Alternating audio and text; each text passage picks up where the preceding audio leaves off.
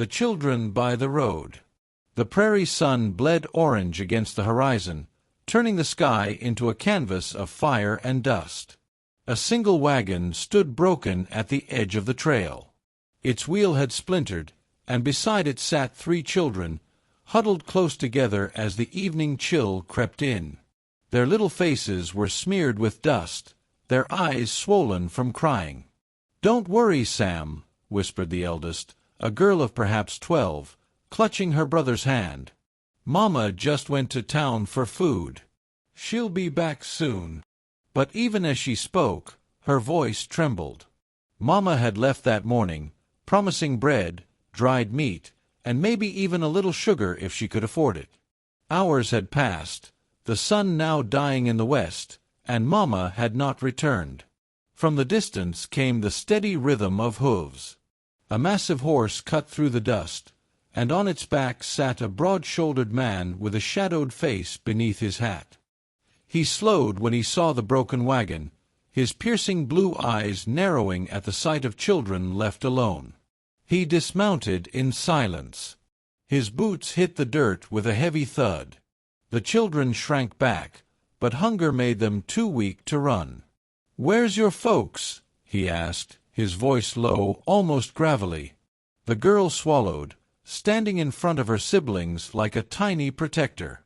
"Our mama, she went to get food," she whispered, "but she never came back."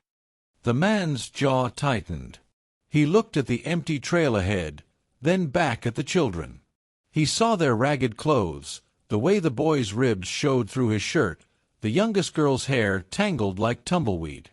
"Name's Luke McAllister," he said after a moment. "I own a ranch not far from here. You can't stay out here alone." The eldest child shook her head stubbornly. "Mama told us to wait." Luke crouched so his towering frame didn't seem so menacing. His eyes softened just slightly. "Then I'll find her," he said, his voice carrying a promise like iron. "And until I do, you 3 will have food, a roof, and a bed at my ranch." The children exchanged fearful glances. Strangers were dangerous, Mama had always said. But hunger growled louder than fear. At last, the girl nodded slowly. That night, Luke lifted them one by one onto his horse and led them home.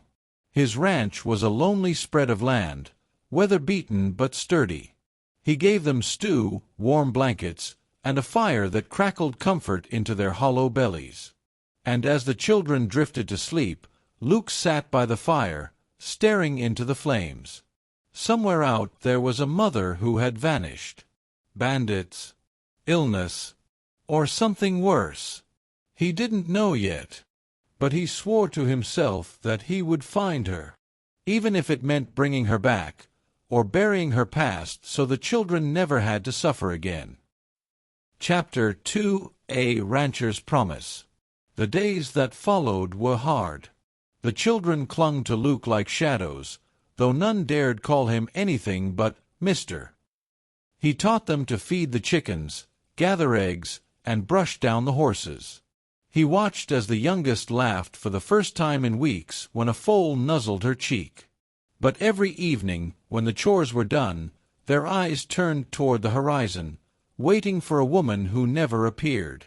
Luke's ranch hands whispered among themselves. "Boss, you can't keep him," one said. "Ain't your responsibility." Luke silenced him with a single glance. Responsibility or not, he couldn't abandon children who had no one. His own past, marked by loneliness after losing his wife years ago, made the decision for him. One night, after tucking the little ones into their bunks, he saddled his horse. The eldest girl, Sarah, caught him at the door. "You're going after her, aren't you?" she asked, eyes wide. Luke nodded once. "Stay here. You and your brother and sister are safe. I'll bring your mama back." The trail to town was long, but Luke rode through the night. At the general store, the inn, and even the saloon, he asked about a woman who matched Sarah's description. Brown hair, tired eyes, a dress patched more times than new. It was at the sheriff's office that he found the truth. "She came in beggin' for work," the sheriff said, rubbing his mustache. "Said she had 3 little ones to feed. Before I could point her anywhere, she fainted. Doctor tried, but—" The sheriff shook his head. "Fever took her quick. We buried her at the edge of town." Luke stood silent, his hat in his hands. The woman's struggle ended here, far from her children, fighting till her last breath for their survival. His chest ached with a sorrow he hadn't felt since losing his own family. When he returned to the ranch, Sarah rushed to him. "Did you find her?" she pleaded. Luke knelt, his voice breaking as he said, "She fought hard for you. She loved you more than anything. But she's gone." The children wailed, clinging to each other. Luke gathered them close, his massive arms wrapping them in the only shelter left to them. "Listen to me," he said firmly, his voice deep with conviction. "You ain't alone anymore. From this day on, you'll have a home here. My ranch is your ranch. My name is yours to carry. And I'll raise you like my own." Sarah looked up through her tears. "You mean you'll be our papa?" Luke's throat tightened. He managed a nod. "If you'll have me." The ranch that once echoed with silence began to change. Children's laughter filled the fields. Their small hands tugged at Luke's big calloused ones. Slowly, warmth returned to the man who had long lived alone.